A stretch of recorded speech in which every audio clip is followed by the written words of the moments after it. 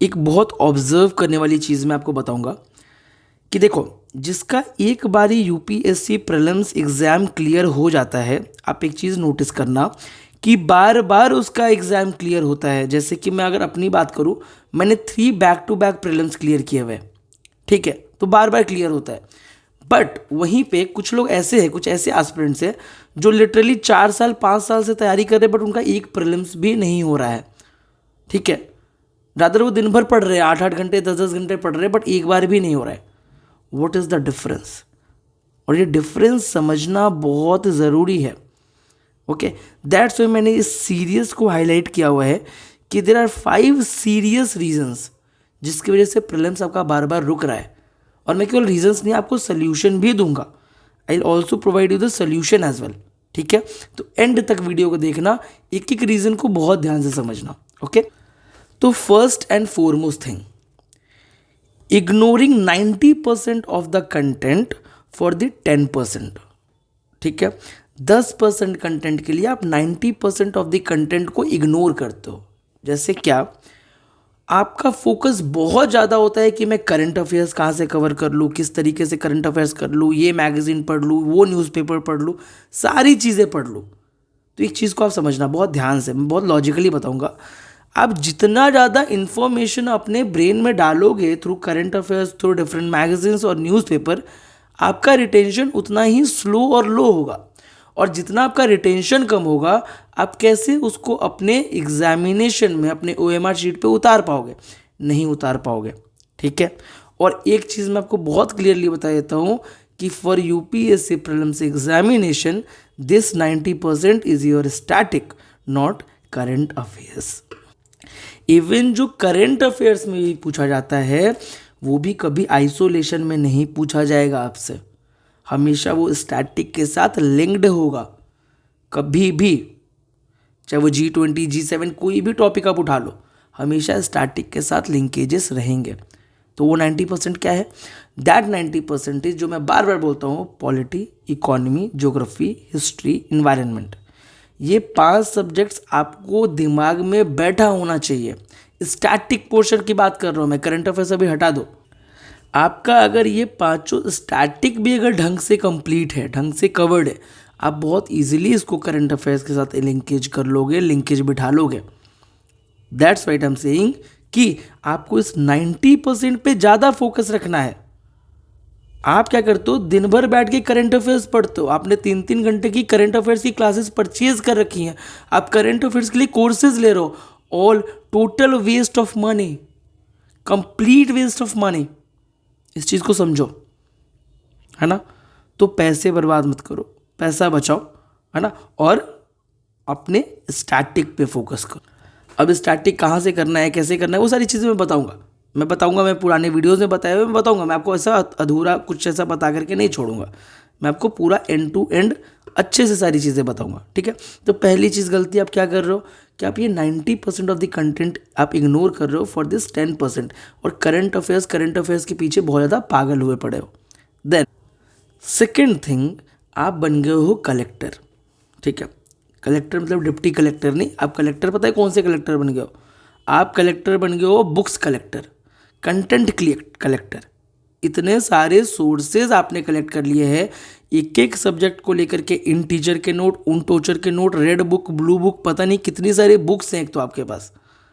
भाई एक सब्जेक्ट एक standard source, that's it. Politically Laxmikant मतलब लक्ष्मीकांत। इस चीज़ को बहुत ध्यान से समझो।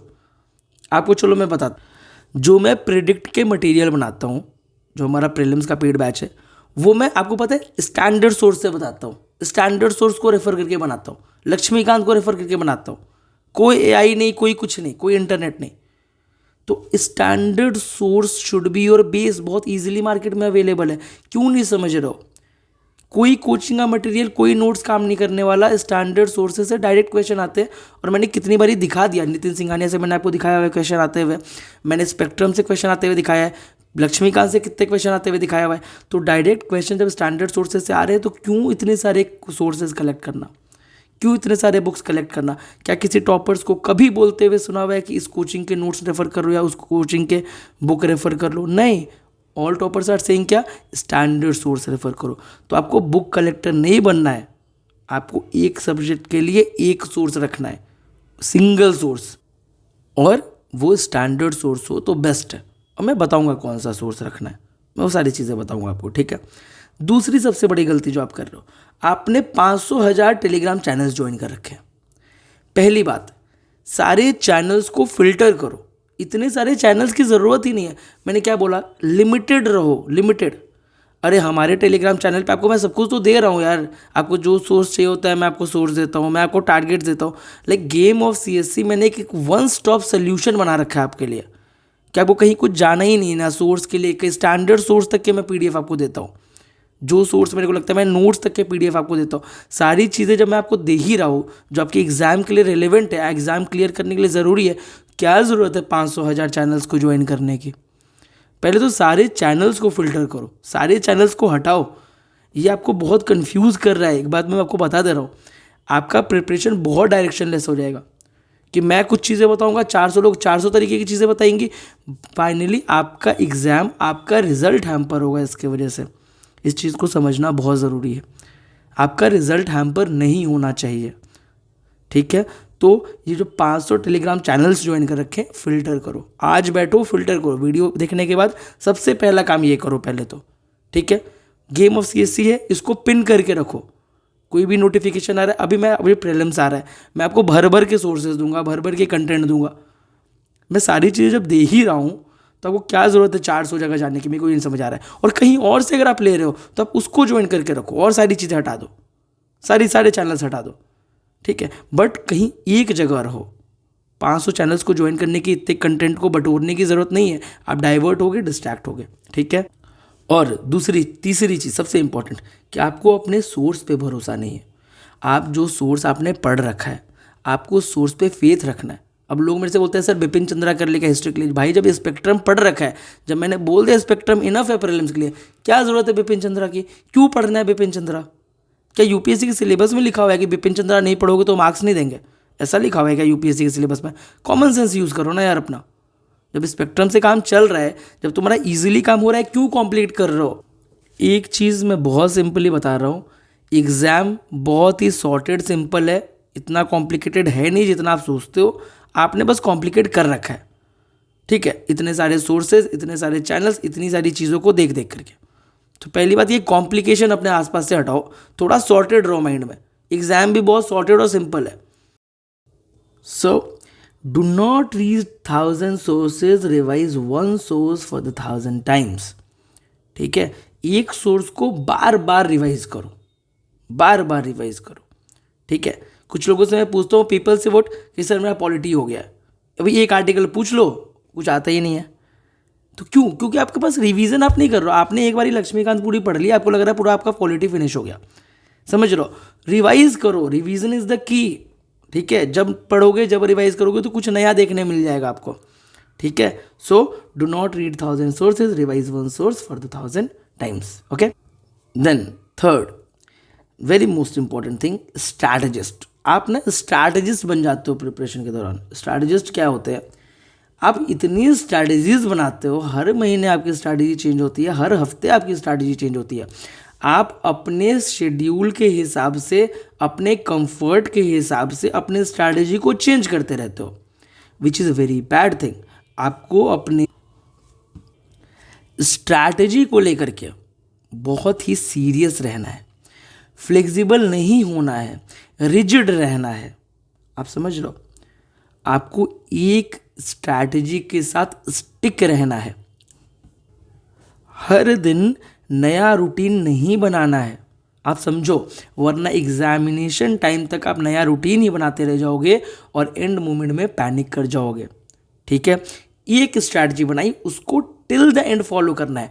थोड़ा बहुत ऊपर नीचे चलता है 10%, आप क्या करते हो, हर दिन ही नई स्ट्रैटेजी बना रहे हो, हर दिन ही नई स्ट्रैटेजी बना रहे हो। No, not at all. You do not have to be strategist. एक स्ट्रैटेजी बनाया, उस पर रिजिड रहो, उसको फॉलो करो, ठीक है। क्यों? क्योंकि there is nothing called perfect strategy. Perfect strategy कुछ होता ही नहीं है। परफेक्ट स्ट्रैटेजी जैसे इस दुनिया में कुछ है ही नहीं। अगर आपको लग रहा है कि कुछ आप बहुत ज़्यादा परफेक्ट बना दोगे तो ठीक है। और बात क्या है यार, मैंने ऑलरेडी सारे प्लान्स दे रखे हैं, मैंने 20 से जो प्लान शुरू कर रहे हैं वो सब दे रखा है, सारे plans, everything is already there on the channel. जाओ ना चैनल ज्वाइन करो, हर कुछ तो मैंने दे रखा है ऑलरेडी, क्यों परेशान होना इतना। ठीक है, तो आपको स्ट्रैटेजिस्ट नहीं बनना है। ठीक है, कुछ भी परफेक्ट स्ट्रैटेजी नहीं होती, एक स्ट्रैटेजी बनो, उसको फॉलो करो, अच्छे से फॉलो करो। Okay, understood. Then the fourth one, you are taking mocks too seriously. इस चीज़ को बहुत ध्यान से समझना, बहुत लॉजिक से मैं बताऊंगा आपको। पहली चीज़ तो एक समझना बहुत ज़रूरी है कि कोई भी इंस्टीट्यूट, दुनिया का कोई भी इंस्टीट्यूट यूपीएससी के पैटर्न पे मॉक फ्रेम नहीं कर सकता है, नॉट एट ऑल। और कोई भी ऐसा क्लेम कर रहा है तो he is making you fool. ठीक है, मैं भी नहीं कर सकता हूँ, यूपीएससी के पैटर्न पे कोई भी इंस्टीट्यूट नहीं फ्रेम कर सकता है मॉक। इसका एक सबसे बेहतरीन एग्जाम्पल है 2023 का पेपर। जो 2023 का पेपर था, किसी भी इंस्टीट्यूट ने उस पैटर्न पे पेपर सेट किया था? नहीं किया था। 2022 में जैसा पेपर था, 2021 में जितने भी ये होते हैं ना ओपन मॉक्स और सारी चीज़ें, किसी ने नहीं किया था उस पैटर्न पे पेपर सेट। और उसी लिए 2023 का पेपर वॉज डिफ़िकल्ट। क्यों? क्योंकि वैसा मॉक में कहीं कुछ दिखा ही नहीं। तो देखो, मॉक्स वाले कुछ भी ऐसा पैटर्न वैटर्न कुछ भी नहीं एनालाइज कर सकते। सिंपल सी बात, कोई भी यूपीएससी के पैटर्न पे मॉक्स या टेस्ट नहीं बना सकता है। कोई ऐसा क्लेम कर रहा है तो he is making you fool, तुमको बेवकूफ़ बना रहा है। ठीक है, अब होता क्या है कि जब मॉक्स को आप बहुत ज़्यादा सीरियसली लेने लगते हो ना, तो आप यूपीएससी पैटर्न को छोड़ करके मॉक्स के पैटर्न को ही पीछे लग जाते हो, मॉक्स के पैटर्न को ही फॉलो करने लग जाते हो, and that is very bad thing. जब मॉक्स के पैटर्न को फॉलो करने लग जाओगे तो फिर सेंस क्या रह गया? फिर तो आपका मॉक्स में मार्क्स आएंगे, मॉक्स में स्कोर आएंगे, लेकिन एग्जाम में स्कोर ही नहीं आएगा। फिर समझ रहे हो मेरी बात को? तो मॉक्स किस लिए है? तो mocks is just for revision, just to know time management, time management सीखने के लिए। समझो मेरी बात को? सिर्फ और सिर्फ रिवीजन और टाइम मैनेजमेंट के लिए। टाइम मैनेजमेंट का इशू है, मॉक सॉल्व कर सकते हो, कितने करने क्या करना है वो सारी चीज़ें मैं बताऊंगा टाइम के साथ। ठीक है, तो मॉक्स क्या है? केवल रिवीजन पर्पस के लिए। Then your mock score is not going to decide your UPSC score. वही मैं बता रहा हूँ, मॉक्स में ऐसा बहुत कम मार्क्स आता है तो आप डीमोटिवेट हो जाते हो, ऐसा 30-35 नंबर ही आ रहे हैं। ठीक है, 120-130 आ जाते हैं, पागल ही होते हो खुशी से। मैं आपको बहुत क्लियरली बता देता हूँ, मॉक्स के मार्क्स से आपका यूपीएससी का स्कोर बिल्कुल भी डिसाइड नहीं होने वाला है। तो अब द क्वेश्चन इज, मॉक्स नहीं तो और क्या? मॉक्स नहीं तो previous year questions. Most of the aspirants इसलिए एग्जाम क्वालिफाई नहीं करते क्योंकि वो पीवाईक्यूज को इग्नोर करते हैं। पीवाईक्यूज करते भी हैं तो उनको पता ही नहीं है कि पीवाईक्यूज करना कैसे। उनको लगता है कि हाँ मैं आंसर तक पहुंच गया, बस हो गया, पीवाईक्यूज हो गया, अब आगे बढ़ो। नहीं, एक एक स्टेटमेंट को आपको एनालिसिस करना होता है। मैंने लास्ट ईयर का पेपर एनालिसिस किया है, जाओ बैठकर देखो किस तरीके से मैंने एनालिसिस किया है। मैं दूंगा आपको 4-5 साल का पूरा एनालिसिस दूंगा मैं यूट्यूब पे। ठीक है, किस लिए आपका यूपीएससी रुक रहा है? क्योंकि आपने प्रीवियस ईयर क्वेश्चन ढंग से किया ही नहीं है। आप केवल कह रहे हो कि आपने किया है, बट आपने नहीं किया है। जिस तरीके से करना था आपने नहीं किया है। ठीक है, अगर आपने ढंग से एनालाइज किया होता तो अभी आप ये वीडियो नहीं देख रहे होते। और जिसका पहला अटेम्प्ट है मैं उसको बता दूं, आपको इन चीज़ों को बिल्कुल ख्याल रखना है। You do not have to ignore PYQs. Experience से बोल रहा हूँ मैं, खुद के एक्सपीरियंस से बोल रहा हूँ मैं। ठीक है, खुद के एक्सपीरियंस से बोल रहा हूँ मैं। So what has been asked will never be asked. ये सबसे बड़ा मिथ है कि एक बार जो पूछ लिया गया वो दोबारा कभी पूछा ही नहीं जाएगा। ये देखो 2020 का क्वेश्चन 2021 ठीक नेक्स्ट ईयर रिपीटेड है। कॉन्स्टिट्यूशनल गवर्नमेंट बाय डेफिनेशन, ये क्वेश्चन मैं पहले भी दिखा चुका हूँ। Constitutional government means limited government, here is the answer, a government limited by the terms of constitution. ठीक नेक्स्ट ईयर रिपीटेड है। ये देखो, चलो 2013 का क्वेश्चन एसिड रेन है ना, नाइट्रस ऑक्साइड सल्फर डाइऑक्साइड। 2013 का क्वेश्चन 2022 में पूछा हुआ है, सोचो 10 साल के बाद रिपीटेड है।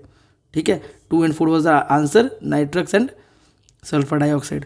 मैंने क्या बोला कि प्रीवियस ईयर क्वेश्चंस बहुत इंपॉर्टेंट है। ठीक है, तो ये मिथ अपने दिमाग से निकाल दो। पीवाईक्यूज के एक एक क्वेश्चन बहुत इंपॉर्टेंट है। मैं आपको 2025 के पेपर में दिखा दूंगा कि कितने क्वेश्चंस रिपीटेड है। अब समझ रहे हो? दूसरा सबसे बड़ा मिथ है आस्किंग क्वेश्चन फ्रॉम एनीवेयर, कहीं से भी क्वेश्चन पूछा जा रहा है, ऐसा बिल्कुल भी नहीं है। There are some high yielding themes जहाँ से यूपीएससी क्वेश्चन पूछता है, इवन मेंस में भी, प्रीलिम्स में और मेंस में दोनों में। मैंने मेन बैटल में दिखाया भी हुआ ये सारी चीज़ें कि प्रीलिम्स और मेंस दोनों में ही क्वेश्चंस जो है वो कहीं से भी नहीं पूछे जाते, केवल हाई यील्डिंग थीम से ही पूछे जाते हैं। आप प्रेडिक्ट में अगर हो तो प्रेडिक्ट में मैं सारी हाई यील्डिंग थीम्स खुद से कराऊंगा, आपको मैं पढ़ाऊंगा सारे हाई यील्डिंग थीम्स को, हाई यील्डिंग थीम्स और जितनी भी चीज़ें रेलेवेंट है। तो बस मैं यही कह रहा हूँ कि हाई यील्डिंग थीम से क्वेश्चन पूछे जाते हैं। और हाई यील्डिंग थीम्स कैसे पता लगता है? प्रीवियस ईयर क्वेश्चन के एनालिसिस से, प्रीवियस ईयर क्वेश्चन के एनालिसिस से ही पता लगता है। मेरे को अगर तुम पूछ लो ना 20 साल में कौन सा क्वेश्चन कहाँ से आया हुआ है, मेरे को ये तक पता है।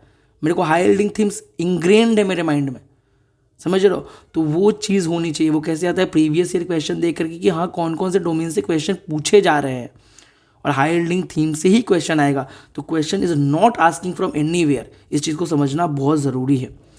Then UPSC is changing pattern every year, not at all. 2023 में भी पैटर्न चेंज नहीं था, 24 में भी नहीं था, 25 में नहीं था। अब बता दो मैं क्या चेंज था? चेंज वॉज क्या? ऑप्शंस का पैटर्न। इस साल जैसे 2025 का अगर पेपर में आपको बताओ तो इसमें क्या चेंजिंग था? इसमें ये चेंजिंग था कि जो स्टेटमेंट्स थे वो बड़े हो गए थे, बट द सॉल्व करने का तरीका वो सेम पैटर्न पे आपको सॉल्व करना था, सेम लॉजिक आपको यूज करनी थी, सेम लॉजिकल रीजनिंग के साथ ही आपको पेपर सॉल्व करना था, चाहे वो 23 का पेपर हो, 24 का हो, 25 का हो, सेम मेथड्स पे आपको पेपर सॉल्व करने थे। मैंने 2025 के पेपर में दिखाया भी ये चीज़, ठीक है? तो UPSC is not changing it's pattern every year, बस वो ट्वीक कहाँ करते हैं? ऑप्शंस देने के तरीके में ट्वीक कर देंगे, इस थोड़ा क्वेश्चंस को लेंदी कर देंगे, बट सॉल्व करने का तरीका is same, you are following. जैसे यहाँ पे देखो, ये 2022 का क्वेश्चन है, 23 का है, 24 का है, सेम पैटर्न पे देखो सारे क्वेश्चन है ना, कि कौन से प्रोडक्ट होते हैं वोल्केनिक इरप्शन का। वोल्केनिक इरप्शन हो रहा है तो भाई उसमें से कितने सारे प्रोडक्ट निकलेंगे? एग्जामिनर जाके एक ही प्रोडक्ट चेक थोड़ी ना किया हुआ है ना? तो all four is the answer. Same इस तरीके से सम आपको पता ही है ऑलरेडी कि इसके आंसर ऑल फोर होते हैं। ऑल फोर होते क्यों? आपको ऑलरेडी पता है कि सब मशरूम है, सब मशरूम है, सब मशरूम होगा कहीं। समझ लो, इतना भी डिटेल में नहीं जाएंगे, मैंने ऑलरेडी ये सारी चीज़ें डिस्कस करनी है जब मैं 2023 का पेपर कराऊंगा। बट समझो कि यूपीएससी का पैटर्न सेम है, 23 में भी, 24 में भी, 22 में भी। डिफरेंस क्या है? ऑप्शंस का डिफरेंस बस हो जाता है। ऑप्शंस का डिफरेंस है, क्वेश्चन थोड़े लंबे हो जाते हैं, बाकी everything is same, okay, as it is, okay. So you can not ignore previous year questions. Now pre battle हम लॉन्च कर रहे हैं। प्री बैटल एक हमारा फ्री ऑफ कॉस्ट इनिशिएटिव है for UPSC prelims 2026। Last year भी हमने launch किया था, मोर देन 250 लोगों ने वहाँ से एग्ज़ाम क्लियर भी किया है, प्रीलिम्स क्लियर भी किया है। मैंने लास्ट वीडियोस में उनके मार्कशीट्स भी आपको दिखाए हुए हैं, उनके रिजल्ट्स भी आपको दिखाए हुए हैं, ठीक है। ज्वाइन कैसे करना है? तो सबसे पहले तो आपको गेम ऑफ सीएससी के यूट्यूब चैनल को सब्सक्राइब करना है। Game of CSC YouTube channel subscribe करने के बाद आपको क्या करना है? टेलीग्राम चैनल को ज्वाइन करना है। अब क्यों करना है ये दोनों? क्योंकि भाई सारे डिलीवरेबल्स मैं कहाँ दूंगा? यहीं दूंगा ना। तो यूट्यूब पे आपको वीडियोस मिलेंगे, टेलीग्राम चैनल पे आपको कंटेंट जो भी होगा, डेली टारगेट्स और सारी चीज़ें 20 तारीख से मिलेंगी, ठीक है। ये है। और दूसरी चीज़ क्या कि प्रेडिक्ट जो हमारा पेड बैच है वो भी लॉन्च हो चुका है। आप उसके बारे में इन्फॉर्मेशन ले सकते हो फ्रॉम डिस्क्रिप्शन बॉक्स, सारा इन्फॉर्मेशन वहाँ पे गिवन है। और अगर आपको वीडियो अच्छा लगा तो प्लीज़ मेरे को कमेंट करके बताना, ठीक है। और नेक्स्ट वीडियो जो है मैं 2025 की complete analysis previous year question की बहुत जल्दी लेकर के आऊँगा। फिर हम लोग इकोनॉमी के प्लान के बारे में बात करेंगे, कैसे अपने को इकोनॉमी कवर करना है, कौन से सोर्स से करना है, किस तरीके से करना है, ओके। All the best.